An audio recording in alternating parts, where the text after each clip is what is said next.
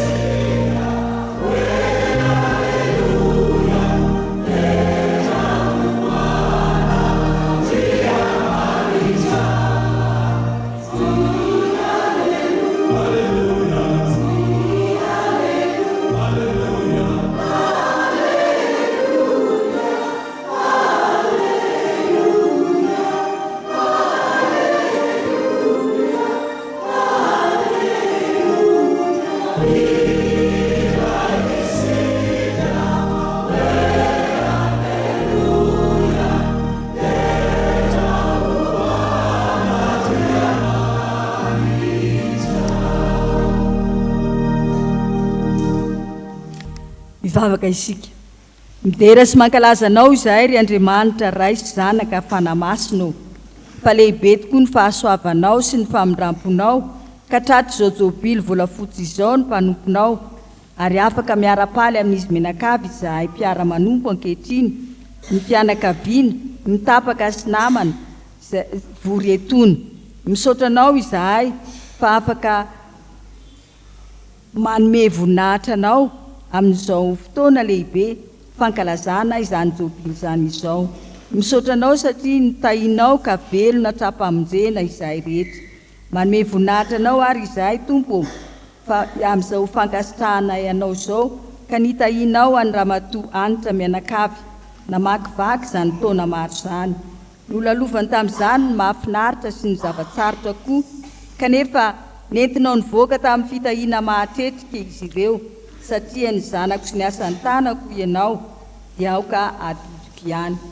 Andriamanitra, isaorana ianao koa ny zavatra rehetra izay miompona amin'izany zavatra izany, ka ny fiombonanay ankehitriny fiarahanay mifaly noho izany fotoana sarobidy eo amin'ny fiainan'ny fianakaviana sy ny fiainan'ny fiangonana izany, dia ndreto izahay voninahindre izay tolotra ao anay, izay ambaranao anay amin'ny alalan'izao Fanompoam-Pivavahana izao. Ny fanahy masina anie ampifantoka anay tanteraka aminao, satria mety ho variana amin'ny zavatra samihafa izahay, kanefa dia hifantoka aminao Andriamanitra Ray sy Jesosy Kristy zanakao.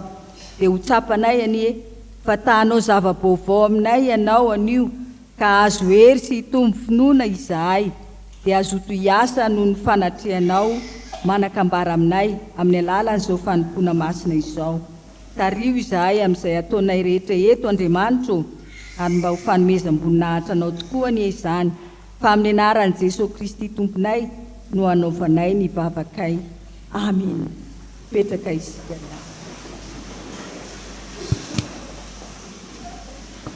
Havana malala, enoy amin'ny fanajana ny teny manambara ny sitrapon'Andriamanitra. Ny zanaka manaja ny rainy, ary ny mpanompo ny tompony. Koa raha ray aho, aiza ary izay ajako, ary raha tompo aho, aiza izay tahotra aho i Jehovah tompony maro. Ry olombelona, efa naseho anao izay tsara sy izay ilain'i Jehovah aminao, dia izao ihany, ny anao ny marina sy ny hotifa amin'ny rampo, ary ny anaraka n'Andriamanitra ao amin'ny fanetreteny. Sambatra ny mahitsy lalana izay mandeha araka ny lalàn'i Jehovah, sambatra izay mitandrina ny teny vavolombelona ka mitady azy amin'ny fo rehetra. Amen.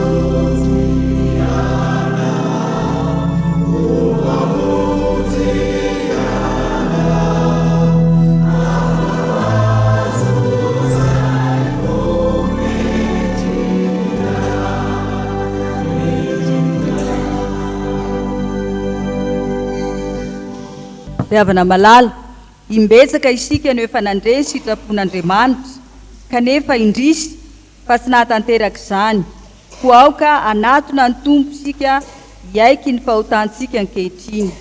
Anetry tena eo anatrehany, ka anaraka ao am-pontsika zao tonom-bavaka izao.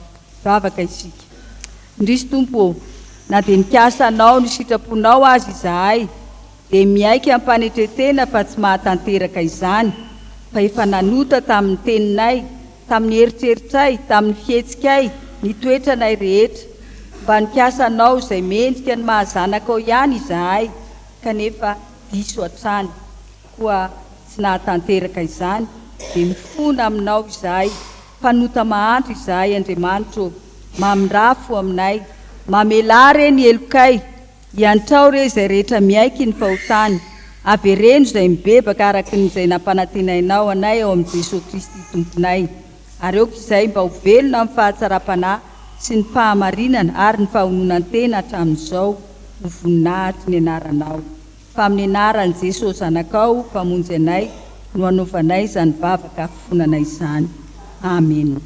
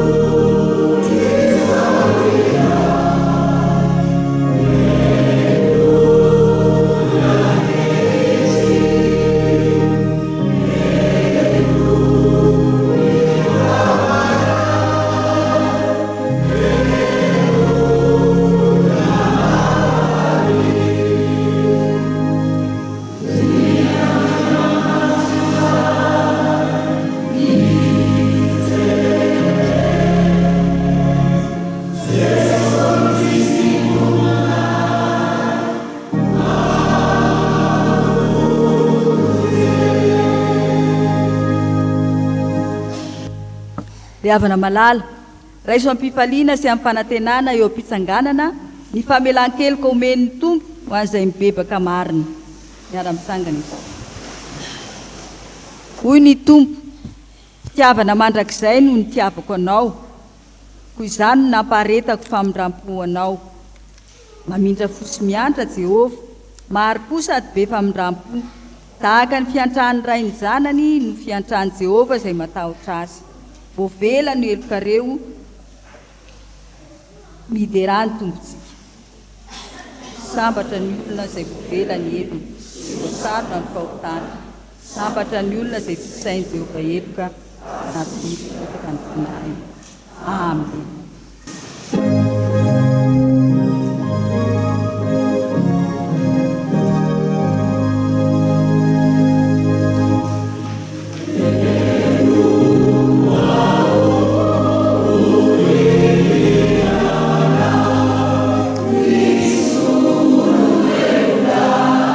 Yes.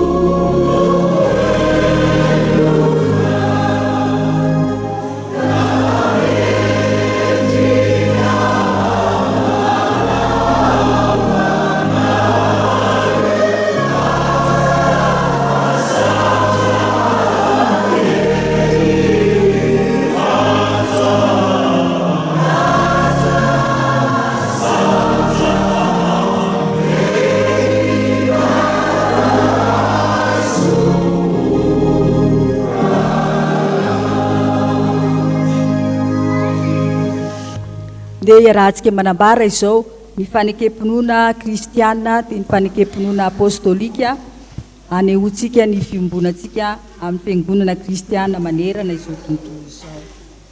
Mino an'Andriamanitra raitsy nao ny lanitra sy ny tany aho, ary mino an' Jesosy Kristy zanany lahy tokana tompontsika izay nitorotorona tamin'ny fanahy masina, nateraky Maria Virgine, nizary tamin'ny fiompahany Pônto Pilato, nombona tamin'ny hazo fijaliana, matika nalefina, nidina tany amin'ny fiainatsika, nitsangana tamin'ny maty tamin'ny andro fahatelo, niakatra ho any an-danitra, nipetraka eo ankavan'Andriamanitra raitsy.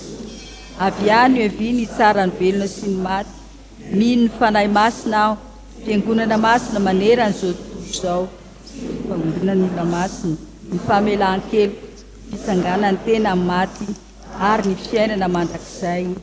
Amen. Hafatra avy amin'ny AFIFAB. Isaorantsika Andriamanitra fa manana fitsipika fototra vaovao ny asa fifandraisana sy fampahalalam-baovao AFIFAB FJKM. Fitsipika fototra izay nankatoavy ny mpiandraikitra Foibe tamin'ny fivorinana taony ny 19 ka hatramin'ny 30 oktobra 2022 tao amin'ny CFD Ampandrana MF 07 SL 19. Fitsipika fototra vokatry ny fijerenany zava-misy teo anivon'ny AFIFAB an-daliny, ary ankilany vokatry ny fakana hevitra tamin'ny zanaky ny fiangonana manana fanomezam-pahasoavana manokana. Araka izany, nisy ny atrikasa ny ainona ireo sampan-draharaha samihafa mandrafitra ny AFIFAB, radio, gazety, famokarana fandaharana, serasera mpifandraisana an-tambajotra. Taorin'izay, nisy ny voamera samihafa namantatra ny fananany ny AFIFAB. Rehefa izany nantsoina ireo zanaky ny fiangonana manana fahaizana manokana, mpahay lalàna, mpahay fitantanana, mpahay serasera, nakana hevitra amin'ny anatsarana ny fitantanana ny AFIFAB. Tamin'ireo rehetra ireo, nisy ny dinika manokana ary nisy ny atrikasa fifanankalozan-kevitra sy fifampizarana.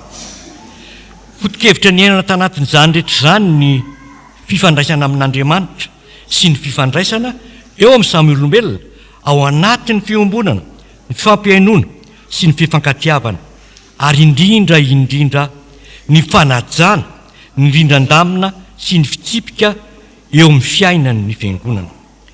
Na dia teo aza ny tsindry amin'ny lafiny maha-orinasa ny sampan-draharaha sasany ao anatin'ny AFIFAB, nezahana ny tanana hatrany ny maha-asa ny fiangonana ny AFIFAB. Io fitsipika fototra vaovao io izany, izay efa nalefa tany amin'ny synodam-paritany, izany no iainan'ny AFIFAB manomboka izao ho an'ireo izay efa manana izany. Mitaona ary ireo izay efa mijoro eo amin'ny AFIFAB andrafitra fitsipika anatiny miainga amin'ny fitsipika fototra io araka ny zava-misy eo aminy. Fitaovana lehibe sy tena mahomby eo amin'ny fitoriana ny filazantsara araka ny vina votosy filazantsara i Madagasikara ny asa fifandraisana sy fahampahalalam-baovao raha haintsika ny mampiasa ireo sampan-draharaha ao aminy, na izany eto anivon'ny firenena, na izany eo anivon'ny synodam-paritany, eny eo anivony hatrany amin'ny fitandremana. Misaotra tamin'ny fanohanan'ny AFIFAB tamin'ny endrika samihafa, vavaka, rakitra, tolo-tanana, tolo-kevitra, nanehoana ny fiombonana sy ny fifankatiavana. Irina indrindra ny toizan'izany amin'izao taona vaovao izao. Azonareo atao ny mifandray mivantana aminay araka ny fifandraisana voalaza ety amin'ny taratasy ity izany ao Foibe FJKM rina fahenina. Ary toy izany ihany koa ianareo, raha fatra-paniry ny zava-panahy dia izay ampandroso ny fiangonana no tadiavo indrindra. Koritianina voalohany 4:12. Mamangy sy manao velomanareo amin'ny anaran'ny Tompo. Ny filohan'ny komitin'ny AFIFAB Rajaona Erivontsy. Dia mba isin'ny fandaminana tompoko dia ararotina zany mba tsy miverina amin'ny teny intsony ny andraisana fitenenana amin'ny anaran'ny komitin'ny Jobily Andramatoa RAHARAHAM-PIANGONANA Hanitriniony Haingo Tiana. Ny voalohany dia fisaoranan'Andriamanitra. Isaoran'Andriamanitra fa nitantana, nomba ary nandamina nahafahana nahatratra izao fotoana izao. Isaorana ihany koa isika eto amin'ny FJKM Isotry Fitiavana. Fa raha nangataka fiaraha-miasa ny komity dia nivony danadana ny varavarana nandray am-pitiavana ianareo. Isaorana ataoko aty am-parafilazana ny sekretera jeneraly izay nanaiky am-pitiavana hitondra ny hafatra amin'ity andro anio aty. Ary farany isaorana isika komity ny fanometanana tamin'ny fanatanterahana izao fotoana izao. Araka ny tenenina moa dia hoe RAHARAHAM-PIANGONANA araka ny hitantsika izany amin'ny taona dia Mpandraharaha ao amin'ny Gazety Marturia. Izany hoe Mpandraharaha iomboniny ny FJKM amin'ny asan'ny FJKM. Koa ny tanjona zany amin'izao fankalazana an'Andriamanitra noho ny Jobily volafotsy ny asan'izao dia ezaka lafibata hividianana tany. Lafibata hividianana tany. Izany no nizaranay ireny valopy any amintsika ireny dia mba ho asitsika ampitiavana ireny ahafahantsika manezaka manatratra izay hoe lafibata hividianana tany zay. Zay ny voalohany. Ny faharoa ao an-tokotany ao dia misy lamba landy samihafa. Azontsika atao tsara ny mandray am-pitiavana izany fa izany koa no ezaka ho tanterahantsika ahafahana manao an'ilay lafibata. Ary ny farany izay hiantsona am-pitiavana antsika kristianina tsirairay dia misy ny ataona hoe ezaka sakafo izay tanterahana ao amin'ny Ave Maria etsy Analakely. Farmasira marsonina taloha zany ao ambany eo le Ave Maria ezaka sakafo.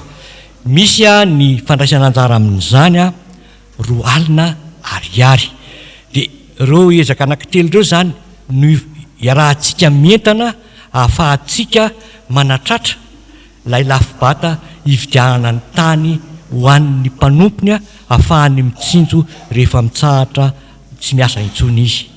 Amin'izany rehetra zany dia hoy ny komity hoe izay rehetra ataonareo dia ataovy ampitiavana.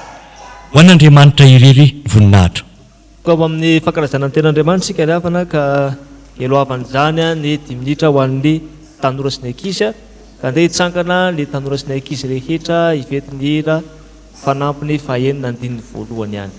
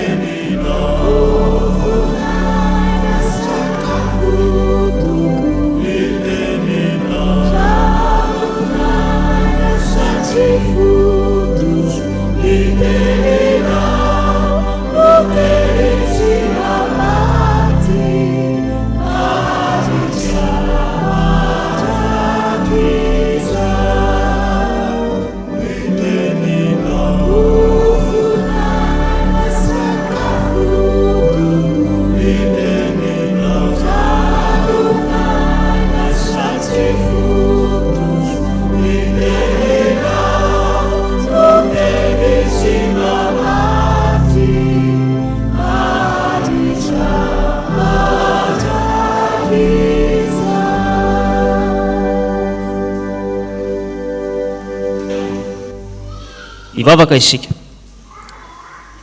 Sotranao zay Andriamanitra fa mbola omenao fotoana indray ny ankizy sy ny tanora ampianaranao ny Soratra Masina ka ny fanahy masina ilay asa te-apona tsirairay avy mba handraisanay ny teninao ary andehanan'ireto tanora ireto amin'ny fibebahana marina araka ny sitraponao.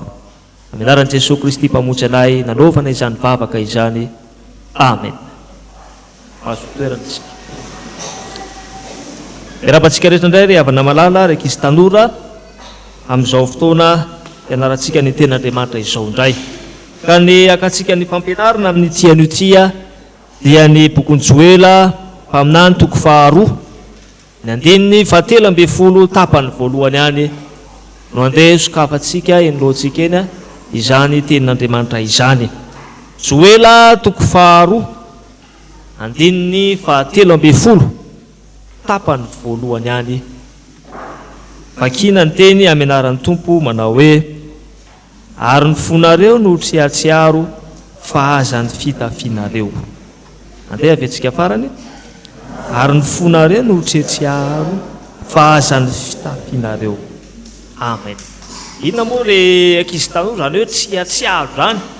Raha jerevantsika maka akanjo isika dia natao hoe tsiatsiaro zany dia hoe mandrovotra.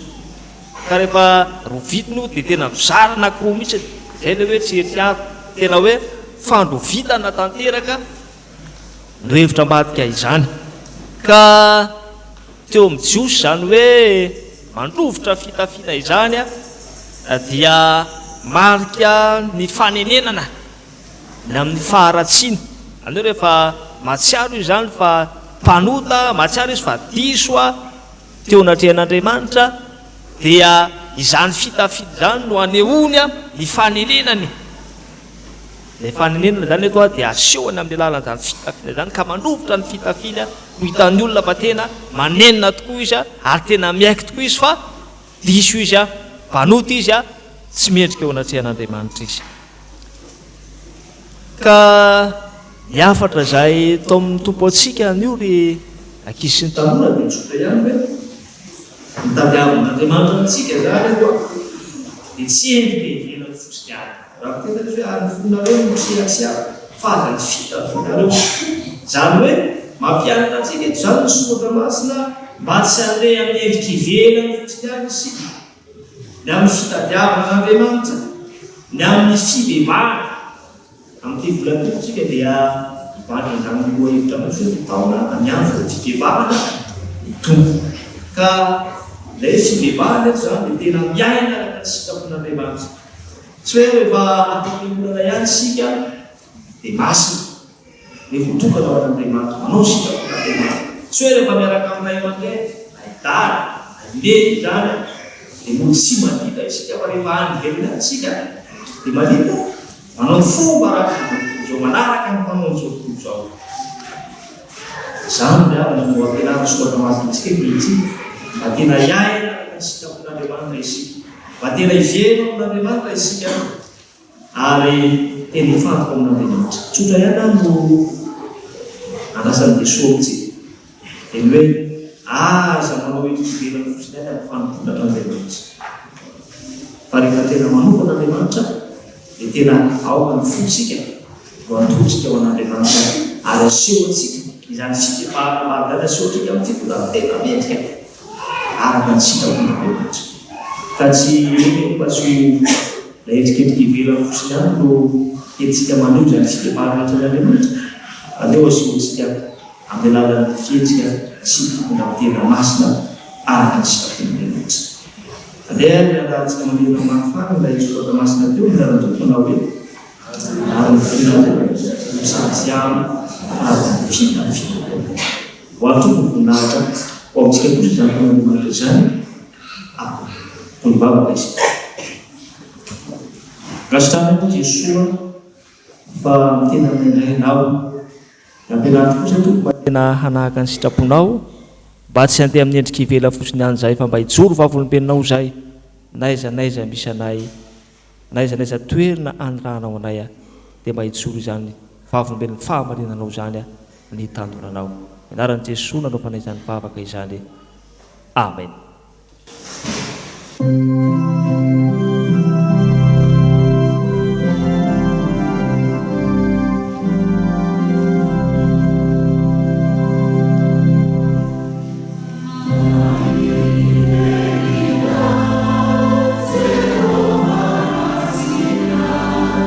See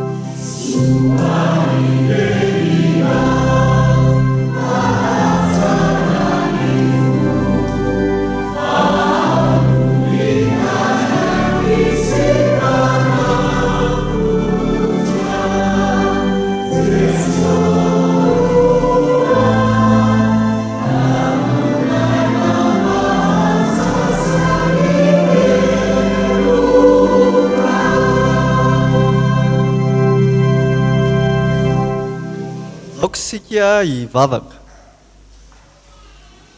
Manondrika ny lohanay zahay ry tompo fa iainy ny Hafatra avy amin'ny Soratra Masina izay hovakiny ny mpanomponao avy eo. Ny teninao no nahariana izao tontolo izao, ny teninao no mahatazona izao tontolo izao, ny teninao no tsy miova malisa an'io ary mandrakizay, ary ny teninao no mahavelona ny fanahinay. Iaino zany teninao zany izahay, ho vaoboasana sy ho toriny ny mpanomponao, ka ny fanainao masina irery ihany, izay mahay manazava ny teninao, ary tsay ato am-ponay. Sokafy ny fonay, ho tany lonaka, azonay mandray ny teninao. Sokafy ny sainay, hieritreritra sy hitadidy, ka ho tsakotsakonay mandavanandro. Ny sofinay tsy ho lalodalovana fa hare tsara, ka izay hevitra mampisaraka anay aminao, dia ny teninao no hanazava izany, ka ho fiainana velona ho anay. Hovakina ary izao ny teny, hiteny aminay ianao, izahay kosa iaino. Amin'ny anaran'i Jesosy ilay teny tonga nofo. Amen. Vaky teny voalohany, Joela 2:2, 12 ka hatramin'ny 17. Joela 2:2, 12 ka hatramin'ny 17. Amin'ny anaran'i Jesosy, koa na dia ankehitriny aza ho Jehovah, miverena amiko amin'ny fonareo rehetra, ary amin'ny fifadikanana sy ny fitomaniana ary ny fitarainana. Ary ny fonareo no triatriavo fa aza ny fitafianareo, ary miverena amin'ny Jehovah Andriamanitrareo, fa mamindra fo sy miantra izy, maharo-po sady be famindram-po ary manenina ny amin'ny loza. Fa ndrao mba hanenina ihany izy, ka hamela fitahiana ao aoriny. Dia fanatitra hoanina sy fanatitra ahidina ho an'i Jehovah Andriamanitrareo. Tsofy aoziona ny anjomara, ka manamasina andro fifadikanana, miantsoa fivoriana masina, angony ny vahoaka, manamasina fiangonana, vorio ny loholona, angony ny ankizy madinika mba amin'ny zaza minono.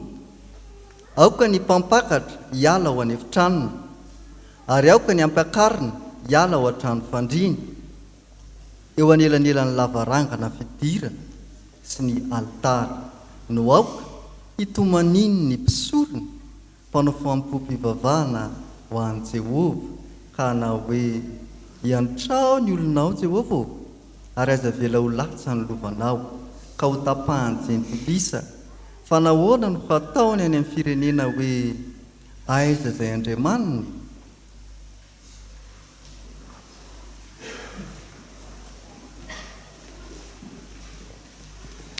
Toy izantsika ao amin'ny Jaona 2:12, 4:7 hatramin'ny 9:30.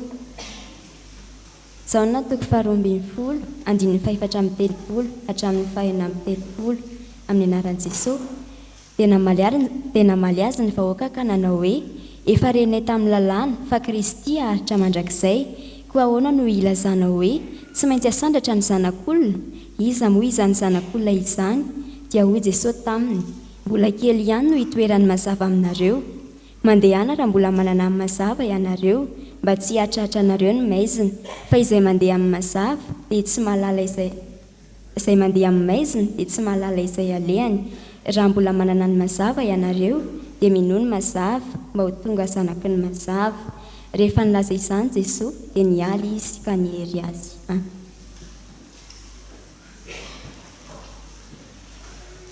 Faranantsika riavana ny famakiana ny tenin'ny Soratra Masina arak'izay hita ao amin'ny Apokalipsy 2:2.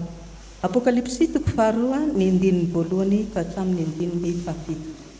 Rehefa hita izany dia izao amaky azy amin'ny anaran'i Jesosy manao hoe: Soroato amin'ny anjelin'ny fiangonana any Efesosy. Izao no lazain'ilay miazona ny kitana fito eny an-tanany ankavanana sady mandeha eo afovoan'ny fanaovan-jiro volamena fito. Fantatro ny asanao sy ny fikelezanao aina sy ny faharetanao ary ny fahazakanao izay mpanao ratsy. Ary ianao efa ny zahatoetra izay milaza ny tena no apôstôly, kanto tsy izy. Ary hitanao fa mpandainga izy. Ary manana faharetana ianao ka naharitra noho ny anarako sady tsy reraka. Kanefa mananteny aminao aho satria efa niala tamin'ny fitiavanao voalohany ianao. Ko atsarova izay nitoeranao fony tsy mbola lava dia mibeba ka manaova ny asany voalohany. Fa raha tsy izany dia ho avy aminao aho ka hamindra ny fanaovan-jironao hiala amin'ny fitoerany. Raha tsy mibebaka ianao. Kanefa izao ny toetranao. Alanao ny asan'ny Nikolaita izay alako koa. Izay manatsofina aoka izy iaino izay lazain'ny fanahy amin'ny fiangonana izay manaresy dia avelako hihinana ny amin'ny azonaina izay eo amin'ny paradisan'Andriamanitra. Ray masonao manamasinana eo amin'ny fanampina ny teninao.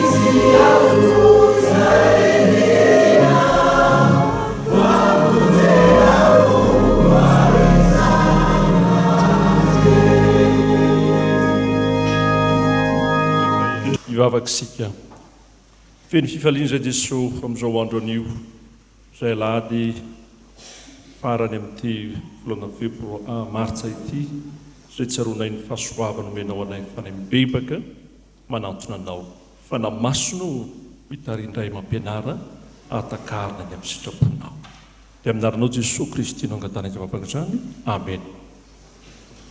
Ho amintsika riavana amin'ny fahasoavan'ny Tompo Jesosy ny tenin'Andriamanitra izay novidiana riavana anio izay fotoana lehibe ankalazantsika an'Andriamanitra no Ivon'ny Jobily ny mpanompon'Andriamanitra an-dRazafinarivo Hanitriniony Haingo Tiana sy ny ankonany dia Isaia 5:7 ny andehan'ny FARAKEM-PINOANA eny amin'ny fandaharana misy antsika eo amin'ny takila voalohany izany.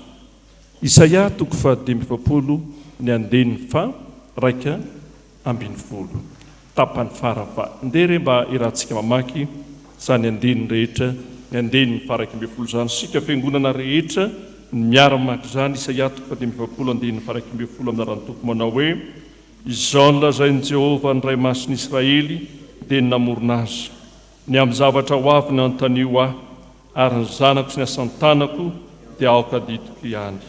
Amen.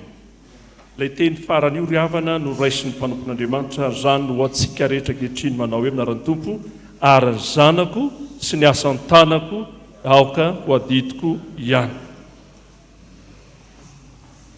Efa nisy fotoana ve ianao tao am-ponao na tsy am-ponao ihany aza fa fiainanao manokana milaza hoe aiza ianao Andriamanitra nahoana ny mangina ianao fa maninona ny tsy mamaly vavaka ianao sy ny fitomaniko ataoko ankehitriny nahoana to mangina tsy mamaly vavaka ianao Andriamanitra ary tsy zany ihany fa tena mitalao ianao nefa toka tsy isy valim-bavaka to mifanohitra amin'izay eritreretinao aza no mitranga.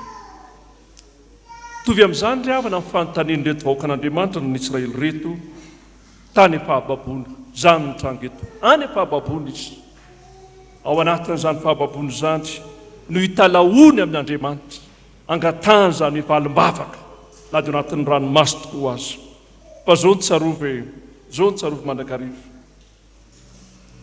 saingy ao anatin'ny fanginan'Andriamanitra dia miasa mandrakarivo natao mangina azy tao tsy mamaly vavaka Andriamanitra zao ny tsarovy miasa Andriamanitra ary efa miasa Andriamanitra dia zao mampiasa olona izy na maneho ny asa magaga fanambarana hanokatra lalina vaovao ary anafaka indray ary zany naseho eto zavatra tsy ampoziny tsy eritreretina mihitsy ny anehoan'Andriamanitra no ampiasain'Andriamanitra hanafaka ny olona tsy voafetra amin'ny fomba fiasantsika ariavana na nitantsika Andriamanitra fa Andriamanitra mahery izy afaka mampiasa zavatra rehetra izy na iza na izy na aiza na izy na roviana afaka maneho zany famonjena zany Andriamanitra eo amin'ny fiainantsika tsirairay avy azany indrindra no antso zay ombonantsika ao anatin'ny antsoina hoe voahevitra FJKM hoe miantso ho amin'ny fibebahana ny tompo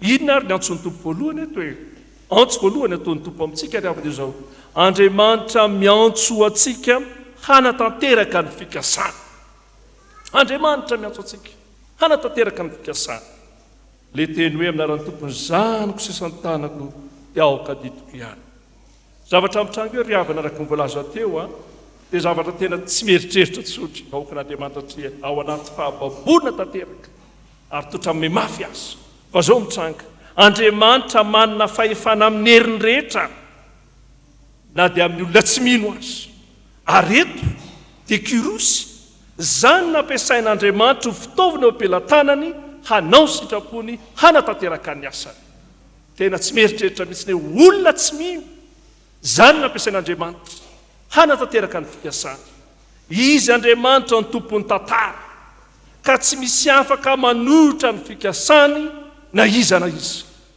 azany koa ianao misy fikasan'Andriamanitra eo amin'ny fiainantsika tsirao ihany eo ny havana asehon'Andriamanitra zany fa sady tompony tantara izy ny tompony fahefana ary tsy misy zavatra mitranga tsy ao anatin'ny fitondran'Andriamanitra ny amin'ny fiandrian'Andriamanitra maton'ny zavatra anankiray velon'Andriamanitra hitranga misy sitrapon'Andriamanitra eo ambany fahefan'Andriamanitra ny zavatra rehetra aza miteny atao mangina ianao Andriamanitra eo tao tsy miasa akory ianao miasa Andriamanitra na dia atao mangina na tsy tamin'ny masonao azy na tsy tsapany tananao azy ny fitiavana ataon'Andriamanitra eo amin'ny fiainantsika ny taonantsika zany ry avana ino fa na dia tsy mazava aza ny endriky ny fiainana hitondran'Andriamanitra anao dia Andriamanitra mbola mifehy zavatra rehetra ka azo itokisana tanteraka na tsy mazava aminao hoe makay zary aty manahoana amin'ny fiafaran'ny fiainako manahoana amin'ny fiafaran'ny fiangonana manahoana amin'ny fiafaran'ny firenena azo itokina ry Andriamanitra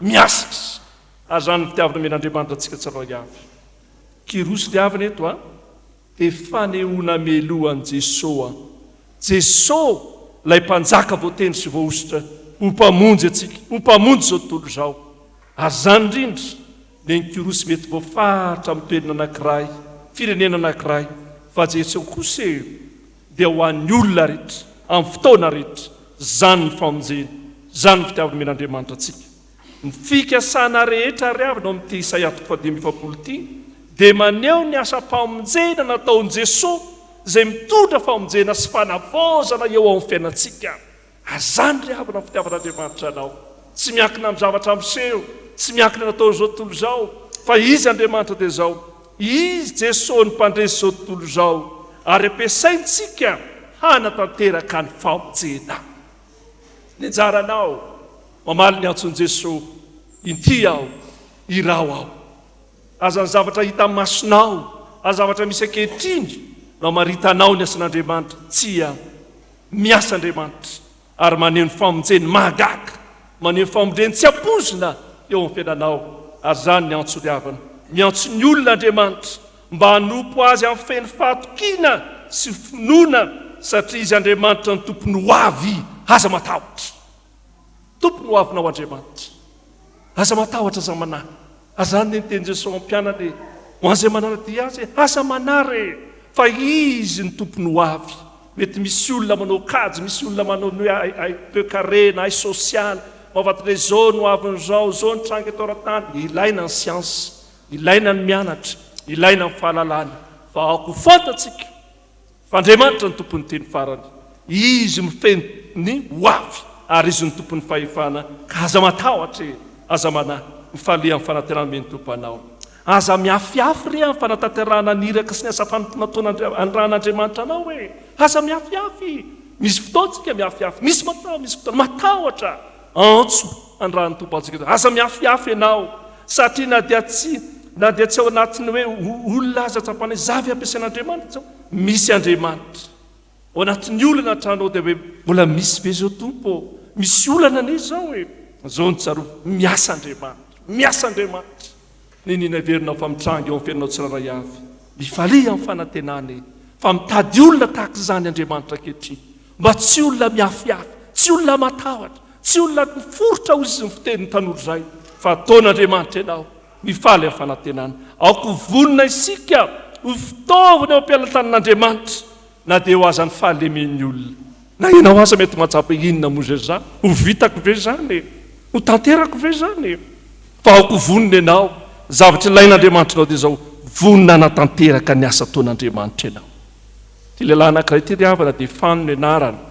Raha tsy da misy anarana mitovy fa tantara mahafinaritra ilay izy Fano. Zao ny olan'ny Fano.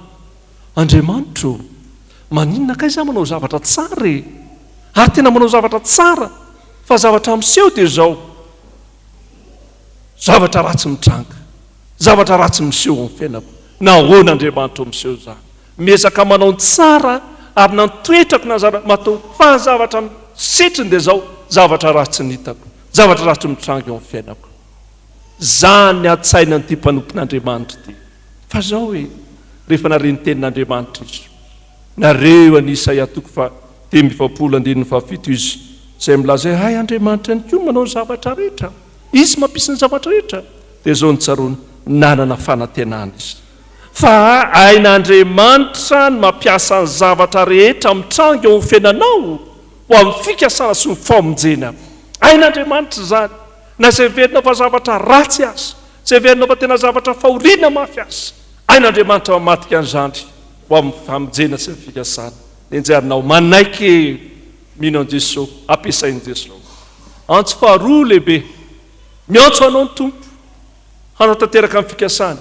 Fa antso faharoa ry avy dia zao, miantso anao Andriamanitra fa manokatra lalana vaovao izy.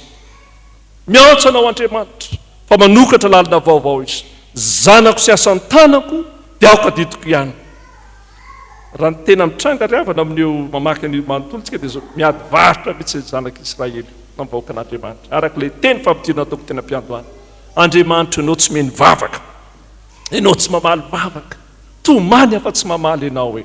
Ary tsisy lalina azo ivoahana tsony ny fiteny malagasy tapidalaka le tsia Andriamanitra manokatra lalana vaovao sy fahazavana vaovao amin'ny fiainantsika.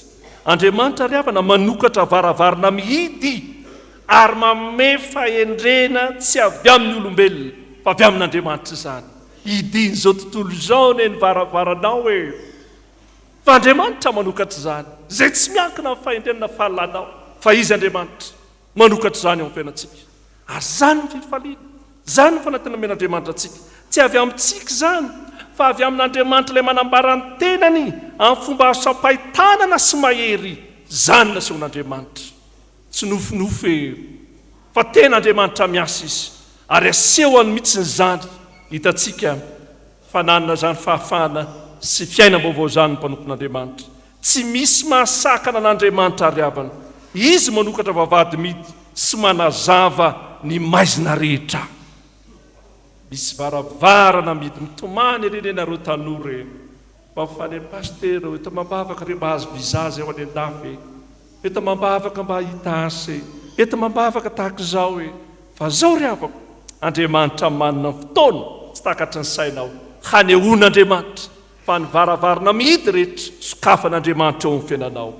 Jesosy ny fahazavanantsika, izy ny manazava ny aizina eo amin'ny fiainantsika. Misy aizina tsy afantarinao tsony mazava sy ny tsy mazava, ny marina sy ny tsy marina, fa izy le zanak'Andriamanitra Jesosy manome famonjena ho anao. Jesosy ny manokatra ny lalan'ny famonjena izay nanafahan'Andriamanitra ny Israely na ny vahoakany, zany koa nanafahan'Andriamanitra anao. Fa ny anjaranao dia mino? ary mandray izany famonjeny men'Andriamanitra anao izany. Jesosy ny lalana sy fahamarinana ary fiainana, izy ny vavahady tsy afaka idiny ny aiziny izany. Na iza manana fikasana ndeo idina tsy any efa miasa ny tompo, tsy misy masaka an'izany eo amin'ny fiainantsika ry havako. Antso hoe fampiarina ho antsika dia zao, matokia an' Jesosy fa mameva olana amin'ny sakana rehetra Jesosy lay Andriamanitra. Matokia azy mameva olona amin'ny sakana rehetra amin'ny fiainanao izy, ary zay mahatonga azy milaza hoe zanako sy ny asan'ny tanako, aoka ditoko iandry. Aza malahelo hoe aza manahy fahatsoana teo aloha rehefa tena mibebaka ianao mamela heloka ny tompo. Nenjarinao dia mibebaka mamela heloka ny tompo ao anatin'ny karemitsika. Aza malahelo, aza manahy, aza izany mamatotra amin'ny fiainanao fa mandrosoa miaraka amin'Andriamanitra izay manokatra lalina vaovao anao. Zany no fitiavana men'Andriamanitra anao, manokatra lalina vaovao anao Jesosy. Ary tsy zany ampiary eo amin'ny fiainanao re, ampiary eo amin'ny fianakaviany, ampiary eo amin'ny fiangonany, ny finoana hoe Andriamanitra ny manokatra lalina sy mamany olana eo amin'ny fiainako. Ampiary zany, Andriamanitra mamany olana, manokatra lalina eo amin'ny fiainako. Renao zany tenin'Andriamanitra zany, Andriamanitra mianao finoana sy ny fankataovana zany. Fotoana Vavolombelona ny ty mpanompon'Andriamanitra antsoina hoe miora. Nangataka asa tamin'ny orinasa lehibe izy, tena nangataka asa, ndresaka tamin'i Jesosy meo asa fa ilaiko zany, fa sahirana mafy ny fiainana. Tena nangataka asa tamin'ny orinasa lehibe izy, fa zao tranga nilavina daholo ny fangatana natao, tena nilavina, tsy nahita izy. Fa rehefa namaky zao soratra masina zao izy dia nafantatra hoe misy antony avokoa ny varavarana mihidy ataon'Andriamanitra, misy antony avokoa fa manana fotoan'Andriamanitra ary manana fomba ny Andriamanitra hanokatra varavarana ao aho. Tsy nahita azy izy, laviny orinasa lehibe, fa nagagy tateo aoriana nomen'Andriamanitra azy izy, ary naisaotra n'Andriamanitra fa misy lalana sokafan'Andriamanitra eo amin'ny fiainanao. Nenjaranao hoe matokia izany hoe manokatra lalina vaovao ho anao ny tompo eo amin'ny fiainanao. Ry havana, inona indray ny antso fahatelo omeny Jesosy anao? Antso voalohany, antsony ianao hantanteraka ny fikasan'Andriamanitra. Antsony ianao fa manokatra lalina vaovao anao Andriamanitra.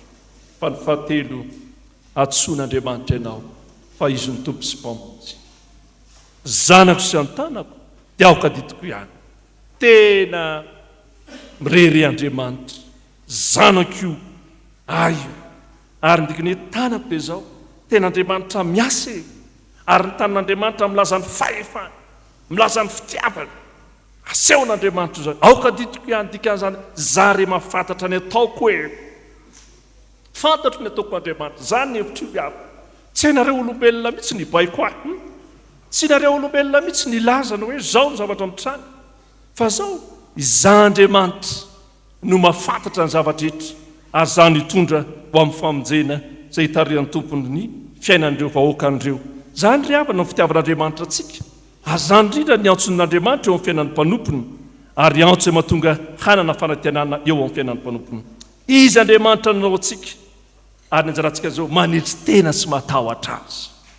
Mamaky tsika ny eo aloha dia zao, ozy Andriamanitra, ny tany manga ve laza azy hoe ahoana kaina naovanao aho mahatsy ampanefy tamin'ny manga? Ary zany koa ny antsony tompo, mila manana fanetretentsika fa izy reny tompo sy Andriamanitra e. Tsy isika manontanian'Andriamanitra fa izy manontany antsika. Fantatra Andriamanitra ny mahasoa anao, tsy azony olombelona taony manerin'Andriamanitra. Tandrefa zany n'izao tontolo zao na fivavahana hitantsika rehetsiero, terenay Andriamanitra dia mamaly vava, terenay Andriamanitra dia hanao an'izao. Ary zany any bokyny apokalipsy teo le misy an'ilay hoe lazaina ny Efesosy tandremo niala tamin'ny fitiavana voalohany ianao, verena. Ary nesana dia zao tazomy ny orena finamarina, misy milaza ny teny hoe apôstôly kanto tsisy fampandainga. Dikan'izay dia milaza hoe izay ny apôstôly kanefa ny toetra, ny fiainany, fanao, mifanohitra amin'ny sitrapon'Andriamanitra.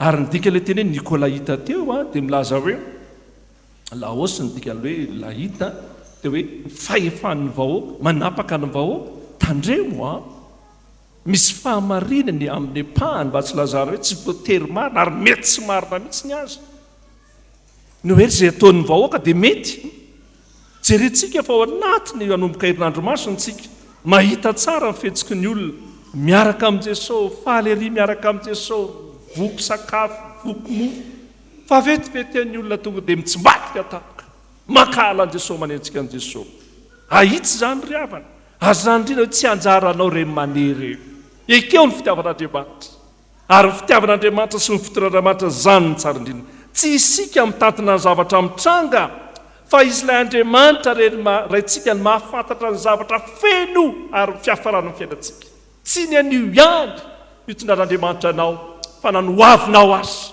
eo ampelantanan'Andriamanitra ary ny teneny zavatra hoavinao an-tanio ahy eo ampelantanan'Andriamanitra ny fiainanao fa tsy zao tontolo zao akory tandremo hoe mety mirereo natrean'Andriamanitra amin'ny lalany mety tsy rerena fa mety mametsiny an'Andriamanitra amin'ny lalany fitarainana amin'ny lalany fanakanana ihany koa azy mety ianao mihitsy ny anakinan'Andriamanitra tsy mety Jesosy anao taonao fa maninona fa zany indrindra ny lesona meny tompo antsika ry havana Kristy ilay zanak'Andriamanitra amin'ny lalan'i Jesosy ny antsoina antsika hoe zanak'Andriamanitra azany fitiavan'Andriamanitra antsika tsy azony zanaka atao hoe ny manohitra an'Andriamanitra ray mety misy mifanao ny tanora mety manohatra ny dada sy nino mba miteny ianao aza manao an'izao naraka izy a dadanay sy nenay ary tsy miteninay ko ianao koa nitenitenanao io zany mifanao ny tanora fa zao ampianarantsika ny nafanany fankatoavana ary ao amin'i Jesosy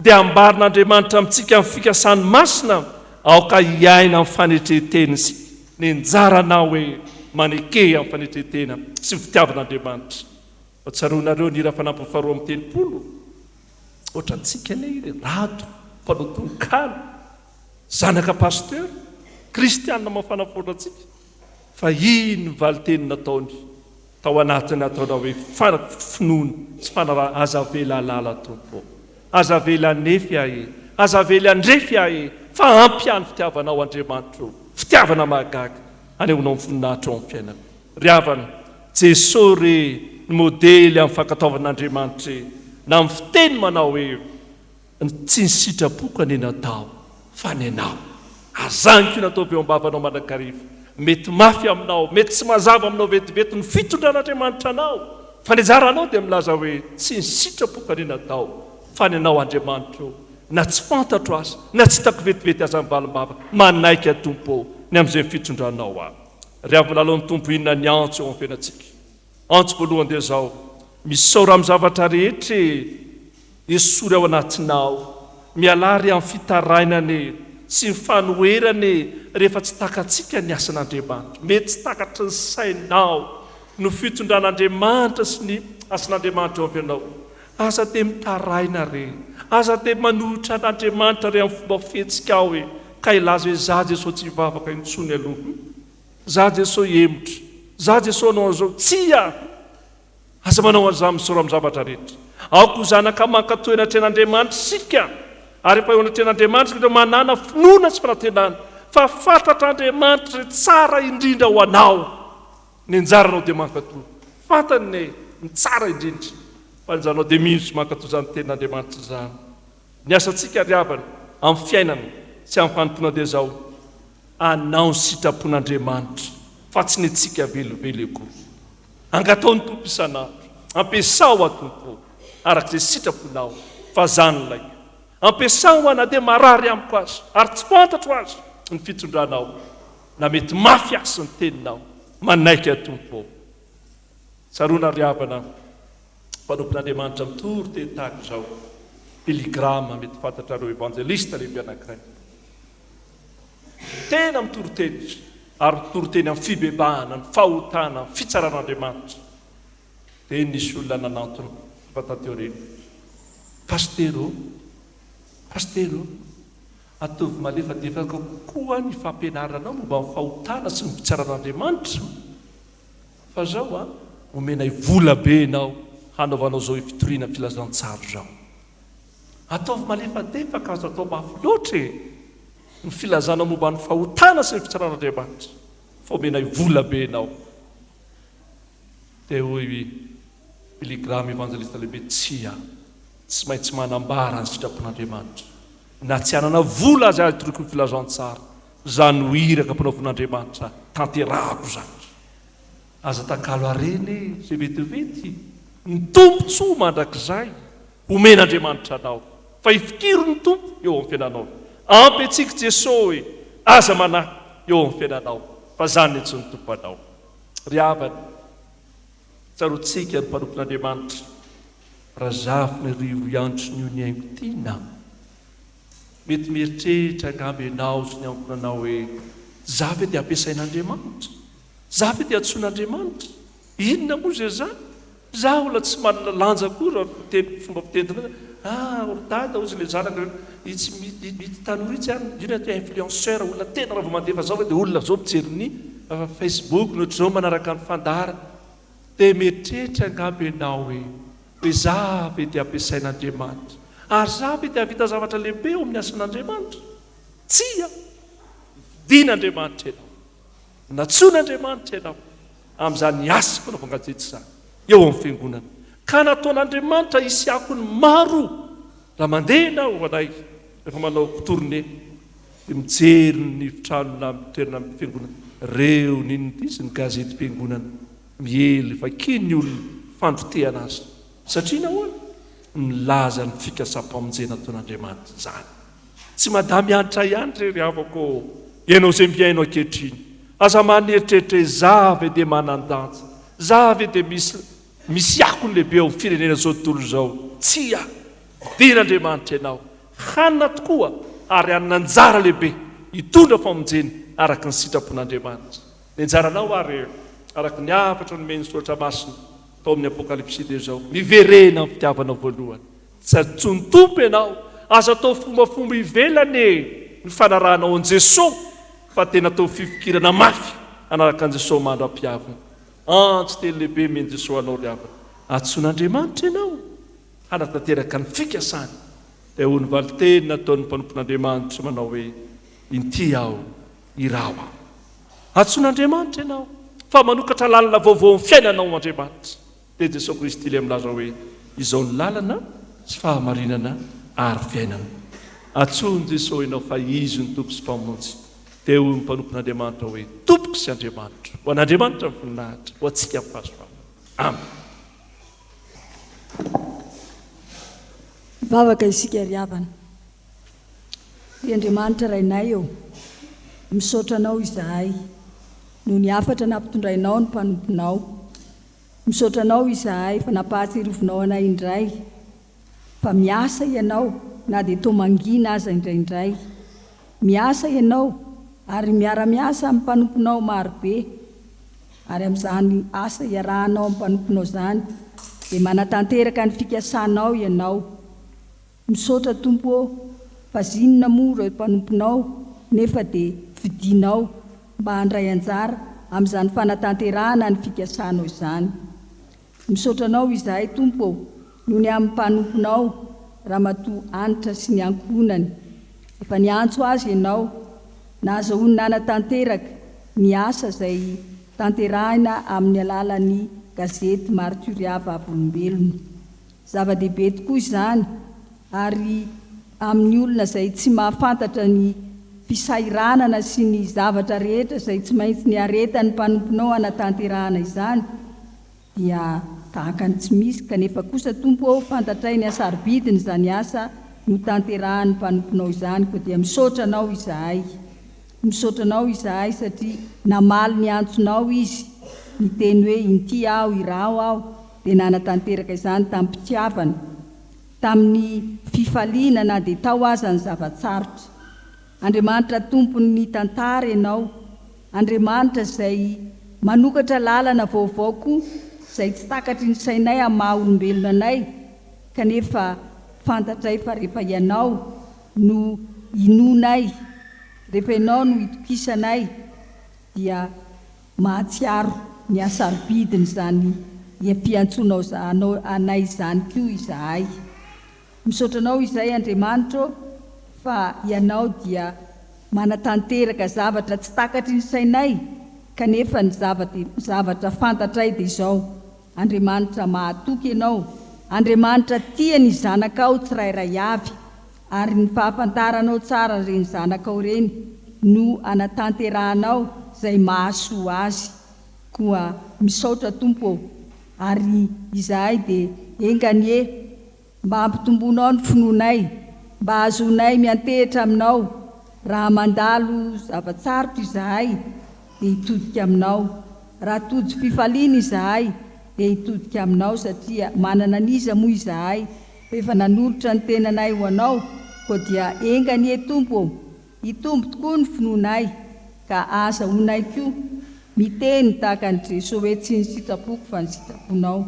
Ny sitraponao Andriamanitra no mba ho tanteraka anie, ary amin'izany rehetra izany dia atsiaro fiadanam-po izahay, atsiaro fifaliana izahay, satria matoky ianao, ary atsiaro fa ilay fitiavanao Andriamanitra sy ny fanatanterahanao amin'ny zavatra madinika sy amin'ny zavatra lehibe, ny teny faneva izay ny fidiny reto havanay reto, dia enganie Tompo amin'ny mahazanaka ao anay.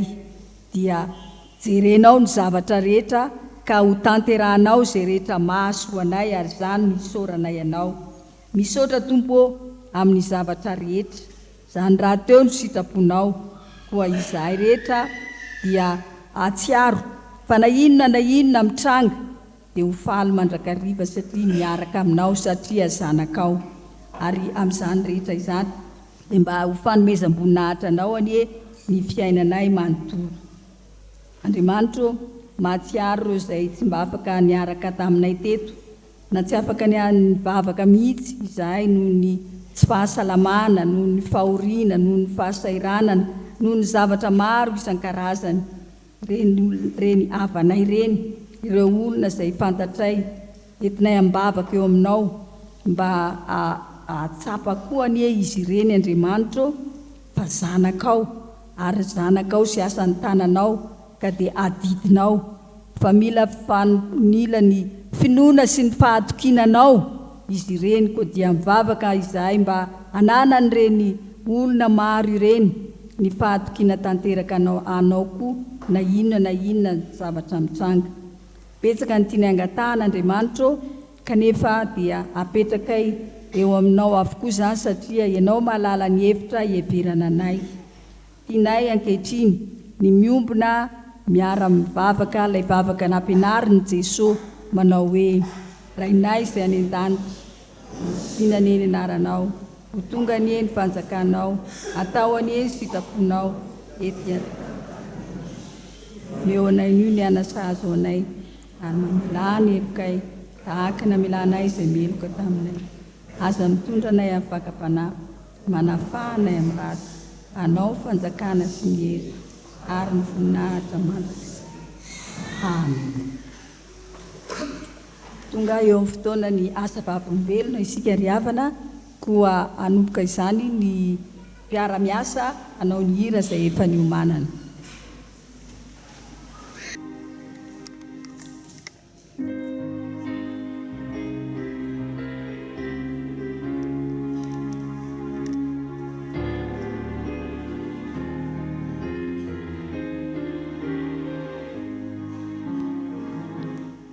Raje ni feuni zesotia miantsue o aizamuyanau ripanuta veri mamalia fanjaudi angina izizau rahaje ni feuni zesotia miantsue o aizamuyanau ripanuta veri mamalia fanjaudi angina izizau haniu misi famo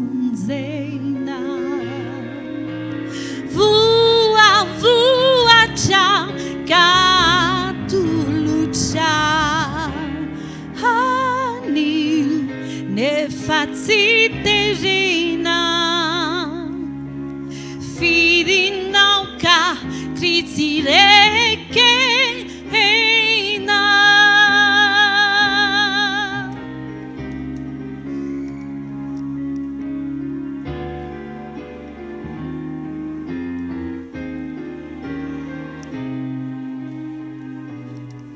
Rahaje faizindao manduna ao ampo maniry iditrao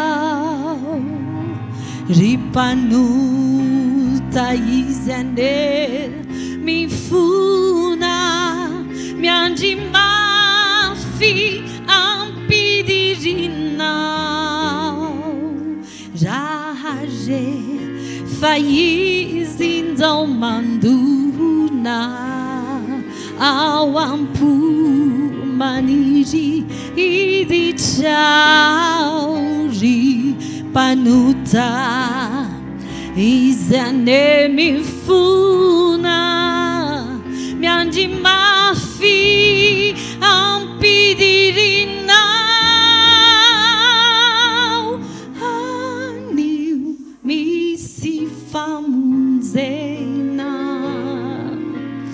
voavoatra gatolotranao anio nefa tsy terena firinao ka tristireke heina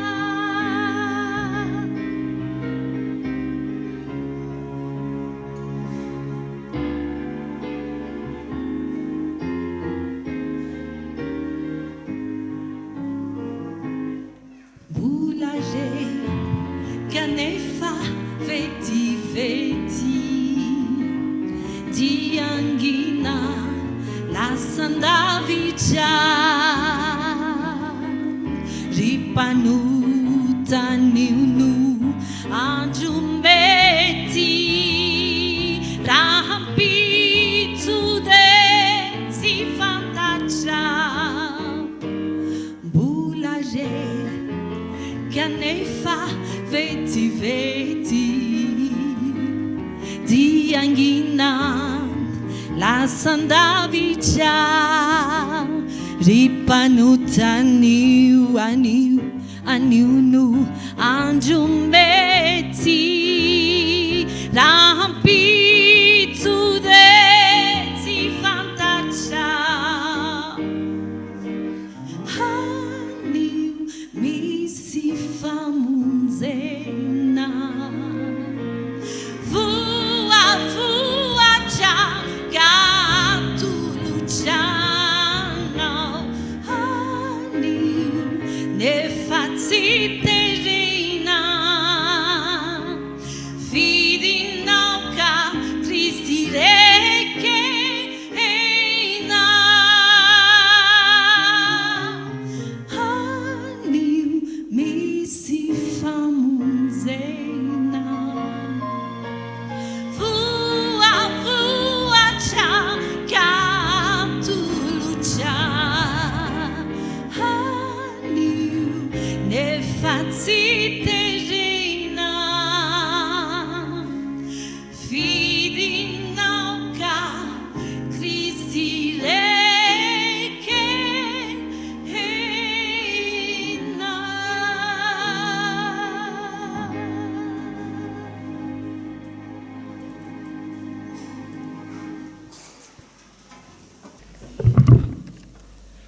miarabantsika amin'ny anarany Jesosy Kristy Tompo. Tsiahy mikasika ny tantaram-piainany Ramatoa RAHARAHAM-PIANGONANA Hanitriniony Haingo Tiana izay mpiasa iomonana ao amin'ny FIFAB Foibe FJKM Sampanasa Gazety Marturia Vavolombelona. Ny FIFAB moa dia asa fifandraisana sy fahapalalam-baovao.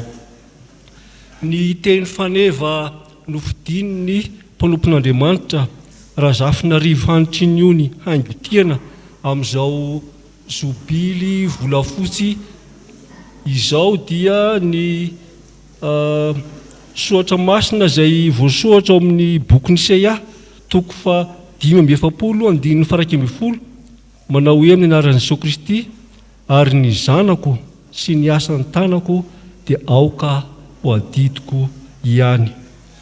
Ho fitiniko amin'ny teboka 4 ry ava malalo amin'ny tompo ny fiainan'ny Mpanompon'Andriamanitra RAHARAHAM-PIANGONANA Hanitriniony Haingo Tiana. Ny teboka voalohany amin'izany dia ny fiainany teo anivon'ny ray aman-dreniny. Teraka tamin'ny 12 Mey 1790 izy, ary tao be filatana Antananarivo niteraka. Ny rainy dia RAHAZAFINARIVO Jean-Jacques efa nodimandry. Ny reniny dia Razanadrasoa Berta efa nodimandry ihany koa. Nanovo fianarana tao amin'ny sekolim-panjakana Foibe izy, ary tao izy tamin'ny ambaratonga fototra tamin'ny EPP zany, école primaire publique.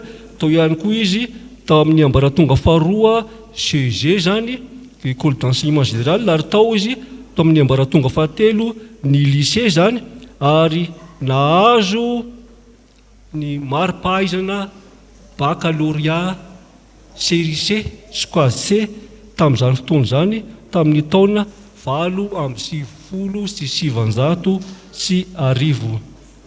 Ary ny zanako sy ny asan'ny tanako dia aoka ho adidiko ihany. Teboka faharoa, ny fidirany teo amin'ny sehatry ny asa.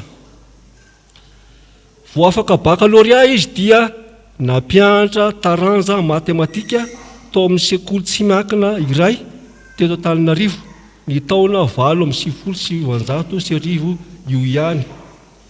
Ary eri taona taorian'io izy, zany hoe ny 7 Jona 1970 dia niditra tao amin'ny fianakaviam-ben'ny AFIFAB Foibe FJKM, ary voaray ho mpiasa raikitra izy ny taona 2000 ka nisahana ny andraikitra opératrice de saisie. Niova asa nanao PAO indray izy, zany hoe programme assisté par ordinateur. Rehefa tsy salama ilay olona ny andraikitra izany, ka mbola io asa io ihany no ataony mandrakikehitriny ao amin'ny Gazety Marturia Vavolombelona. Ankoatra ny asa PAO dia izy no mandraikitra ny fizarana sy fanapariana ny Gazety Marturia Vavolombelona.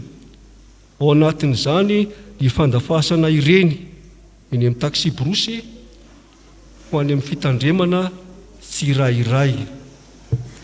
Miampy izany ny fanaterana taratasy avy eny amin'ny FIFAB sy ny sampanasa ny Gazety Marturia Vavolombelona makany amin'izay andefasana ireny.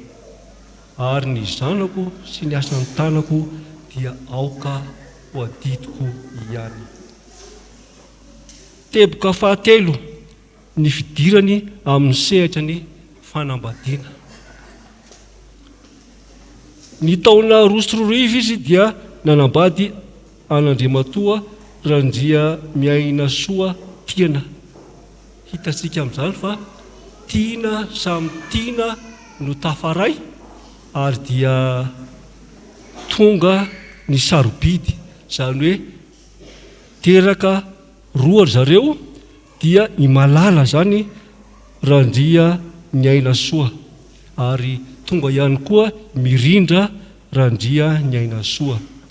Mipetraka eny ambodivona akady fosy izy mianakavy, mivavaka sady mpandray ny fanasan'ny tompo ao amin'ny FJKM Fivavana, mpikambana mavitrika ao amin'ny sampana dorokasy izy. Ny fiainany dia tsy voatery milamina avokoa, fa misy ny zavatra tsaroany manokana. Ao anaty torak'izany ohatra ny fitondrana ny zanany any ampiasany rehefa marary izy ireo mba ho jereny dokotera ao amin'ny safy FJKM izay mifanila toerana amin'ny toeram-piasana ihany. Bedy izy amin'izany fotoana izany ary teneny lehibe mihitsy aza hoe tsy kresany aty amin'ny FIFAB Foibe. Misy ihany koa ny mpiasa hafa tahaka azy. Ny eretany dôly izany fizahan-toetra ny anjara tamin'izany noho ny fitiavany ny asany, noho ny fitiavany ny ankonany ary noho ny fahatsapany ny fitiavan'Andriamanitra azy izay mitantana azy. Izy dia tsy isan'ireo mpiasa iombonana misitraka trano fonenana. Tsy misitraka ihany koa izy endamin'ny telo de logement ary mazava ho azy fa ny fivelomany ny anombinana andoavana ny hofatrano.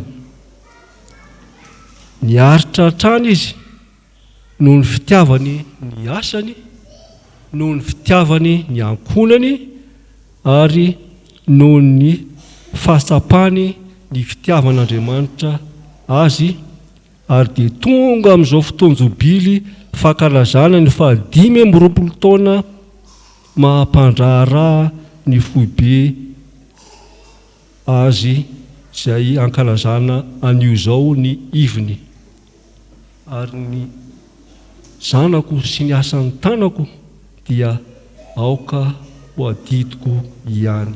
Teboka farany fisaorana sy fankasitrahana misaotra n'Andriamanitra lehibe RAHARAHAM-PIANGONANA Hanitriniony Haingo Tiana mianakavy tamin'ny fitantanan'Andriamanitra azy tamin'ny fomba mahagaga mandraka ankehitriny. Mankasitraka ihany koa izy ireo namana sy tapaka havana masakaiza izay nanolo-tanana azy, nanampy azy rehefa mba mitaraina amin'izy ireo ny tenany. Mizoro Vavolombelona ihany koa izy amin'ny fisian'ny tanan'Andriamanitra mitantana azy mandraka ankehitriny ary tonga amin'izao jobily volafotsy Ivon'ny izay tanterahantsika anio eto izao. An'Andriamanitra rery ny voninahitra ary ny zanako sy ny asan'ny tanako dia aoka ho adidiko ihany. Ny tenako mpanao gazety Mpiara-miasa ao amin'ny FIFAB Foibe. Soratra.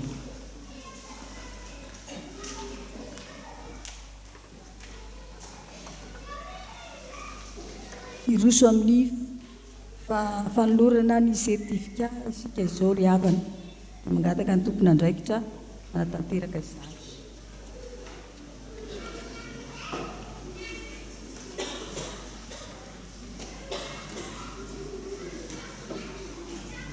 Dia miangavianao androso etya raha zao tao azy dia androso Vavaka makatiana rehefa mianaka tsara indrindra. Fotoana dehibe zao mandroso ny komity rehetra tarihany sy ny MFPA mandroso tompoko miaraka ty rombambady avy navatana ese zany mandroso tsika ray aman-dreny fa misy tonisy taly ao dia mandroso ety koa fifaliany zany fiombonana na fahasoavana ao amin'i Jesosy ho atsika izany. Mandroso tsika ry havako mpiara-miasa ny komity rehetra ary pasoavana amin'i Jesosy ho atsika.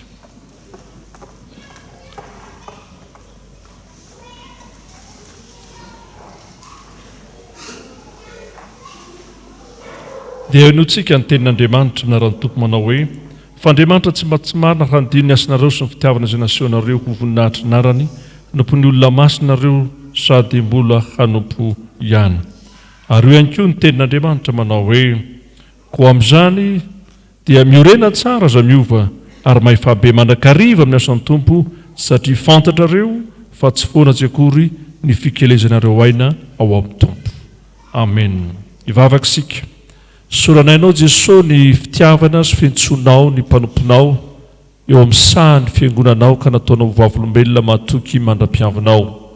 Andriamanitra lehibenao ary tsy takatry ny saina izany fahamarina ny teninao ary ny fahasoavana mahagago menao. No marininao ny teninao fa ny zanako sy ny tanako dia didiko ihany.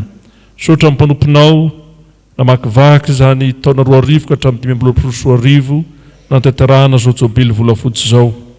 Ary misaotra indrindra no vady aman-janany miara-miazakazaka sy manompo anao Jesosy, ary misaotra amin'ny fiangonana izay nataonao itoriana ny filazantsara ivelariny amin'izany asa fanomezam-pahasoavana nomenao ny amin'ny fanaovana gazety izany. Mametraka hatrany izay ny andronay rehetra sisa hoentinay manompo anao ary mijoro vavolombelonao. Azo fotoana izao dia anomisana voninahitra anao rery ihany. Andriamanitra ray zanaka fanamasina ny anaranao Jesosy nangatana izay mavaka izany. Amen.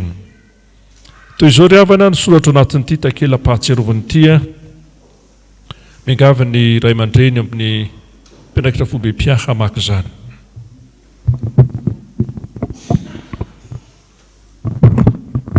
Toy izao ny vaky izany teny izany. Fiangonan'i Jesosy Kristy eto Madagasikara, sekretariat général, asa fifandraisana sy fampahalalam-baovao AFIFAB FJKM. Miorena tsara, aza miova. Toriteny voalohany 5:20 ny 9:7. Mari-pakasitrahina Jobily volafotsy 2020 atolotra an-dRaharamatoa RAHARAHAM-PIANGONANA Hanitriniony Haingo Tiana mianakavy. Mpandraharaha Gazety Marturia Vavolombelona. Ho fiderana sy fisaorana ary fanomezam-boninahitra an'Andriamanitra noho ny Jobily volafotsy 20 taona nanaovana asa fanompoana eo anivon'ny Foibe FJKM, asa fifandraisana sy fampahalalam-baovao. Ary ny zanako sy ny asan'ny tanako dia aoka ho adidiko ihany. Isaia 50:1-20. Ny filohan'ny FJKM Dr Hira Mpiara-miasa. Ny sekretera jeneraly Dr Ivon'ny Jobily. Ny AFIFAB FJKM rakotozanany an-dRazafinarivo Jules Mpitandrana. Ny filohan'ny komity Rajona Erivonjy. Ny nitolorana RAHARAHAM-PIANGONANA Hanitriniony Haingo Tiana. Dia isika rehetra ary ity akariavana ho voninahitr'Andriamanitra ny amin'izany fanomezana izany. Andray tanana azy izay reto dia hamonjy toerana arak'izany.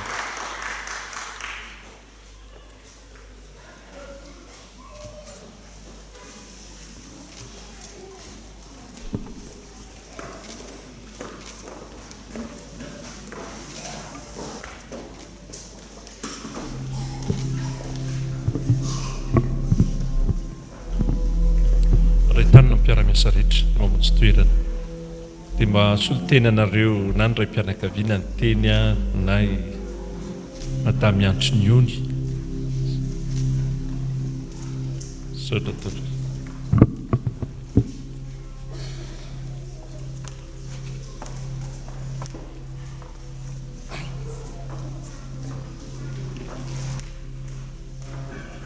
tsy dia misy teny maroambaro moa zany fa dia misaotra antsika rehetra tamin'ny fanotronana sy ny fanampianana efa mianaka dia mankalaza tompoko dia mankasitraka.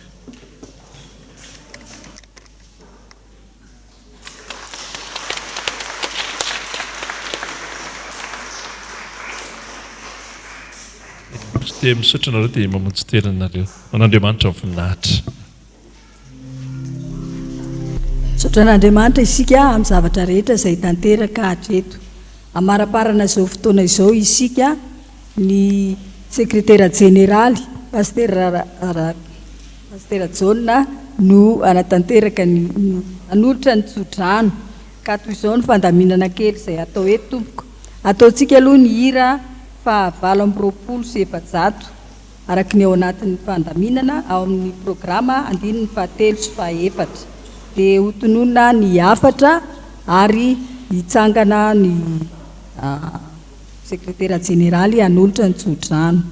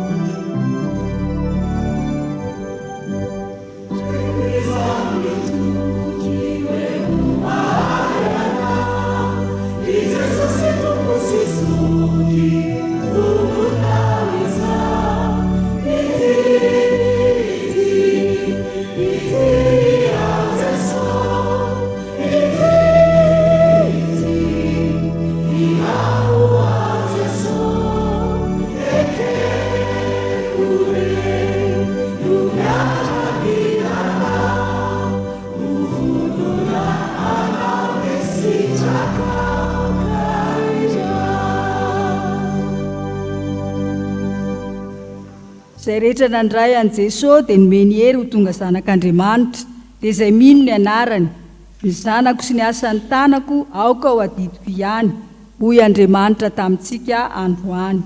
Koa tahaka nandraisanareo an Kristy Jesosy Tompo dia mandehana ho aminy arak'izany koa, ka mamaka tsara sy miorina mafy ao aminy, ary tafatoetra amin'ny finoana toy ny efa nampianarana anareo, ka mazoto amin'ny fisaorana.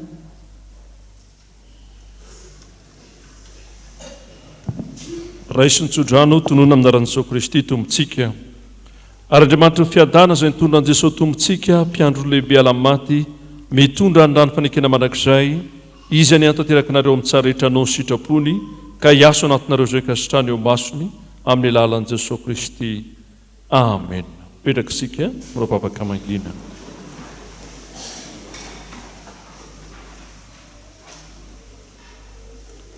Eo an'Andriamanitra ihany ny voninahitra, amin'ny anaran'ny Ray sy ny Zanaka ary ny Fanahy Masina.